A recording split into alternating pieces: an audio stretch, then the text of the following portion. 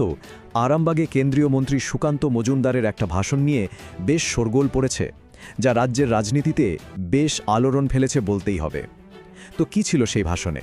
আসুন এর মূল বিষয়গুলো একটু ভেঙে দেখা যাক। আর দেখুন, ভাষণটা শুরুই হচ্ছে একটা বিরাট প্রতিশ্রুতি দিয়ে, মানে রাজ্যের একটা জনপ্রিয় প্রকল্পকে সরাসরি চ্যালেঞ্জ করে তার চেয়েও বেশি কিছু দেওয়ার ঘোষণা। স্বাভাবিকভাবেই এটাই কিন্তু আলোচনার একেবারে কেন্দ্রবিন্দুতে চলে এসছে। হ্যাঁ, এই ভাষণের একেবারে মূলে রয়েছে একটা নতুন ভাণ্ডারের প্রতিশ্রুতি, যেটাকে কিনা লক্ষ্মীর ভাণ্ডারের একটা বিকল্প হিসেবে তুলে ধরা হচ্ছে। আর ঠিক এই জায়গাতেই সংঘাতটা কিন্তু বেশ স্পষ্ট হয়ে উঠছে। মানে একদিকে রয়েছে রাজ্যের জনপ্রিয় লক্ষ্মীর ভাণ্ডার প্রকল্প, আর তার ঠিক বিপরীতে বিজেপির প্রস্তাবিত অন্নপূর্ণা ভাণ্ডার, আর সেখানে প্রতিশ্রুতিটা কি আরও বেশি আর্থিক সহায়তার। তবে ব্যাপারটা শুধু নতুন প্রকল্পের প্রতিশ্রুতিতেই থেমে থাকেনি। বক্তা কিন্তু রাজ্যের একটা মূল সমস্যার দিকেও আঙুল তুলেছেন, আর সেটা করেছেন বেশ ইন্টারেস্টিংভাবে, একটা বিশেষ সাংস্কৃতিক রূপকের মাধ্যমে। তো কি এই রূপক? আচ্ছা, বক্তার মতে বর্তমান সরকার একদিকে লক্ষ্মী মানে ঘরের মা বোনেদের আর্থিক সহায়তা দিচ্ছে, অথচ পরিবারের নারায়ণ অর্থাৎ উপার্জনকারী পুরুষদের কাজের খোঁজে ভিন রাজ্যে চলে যেতে হচ্ছে। এটা কিন্তু রাজ্যের অর্থনীতি আর পরিবারের ওপর তার প্রভাব নিয়ে একটা বেশ গভীর সমালোচনা। আর এই রূপকের ঠিক পরেই একটা বেশ বড়সড় সংখ্যা সামনে আনা হয়।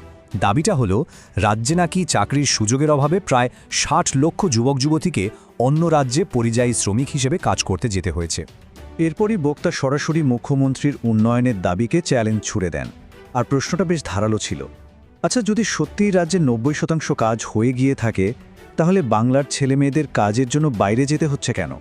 বেশ, সমস্যা তো তুলে ধরা হলো। এবার আসা যাক সমাধানের দিকে।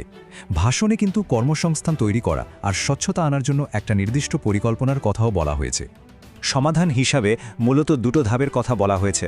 প্রথমটা হলো প্রতি বছর এসএসসি পরীক্ষা নেওয়ার প্রতিশ্রুতি, আর দ্বিতীয়ত স্বচ্ছতা আনার জন্য পরীক্ষার্থীদের হাতে তাদের নিজেদের ওএমআর শিট তুলে দেওয়া হবে।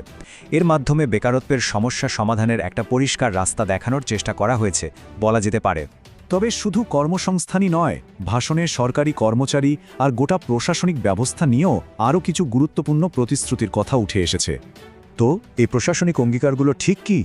সবচেয়ে বড় যে বিষয়টা, সেটা হলো রাজ্য সরকারি কর্মীদের কেন্দ্রীয় হারে ডিএ বা মহার্ঘ ভাতা দেওয়ার কথা বলা হয়েছে।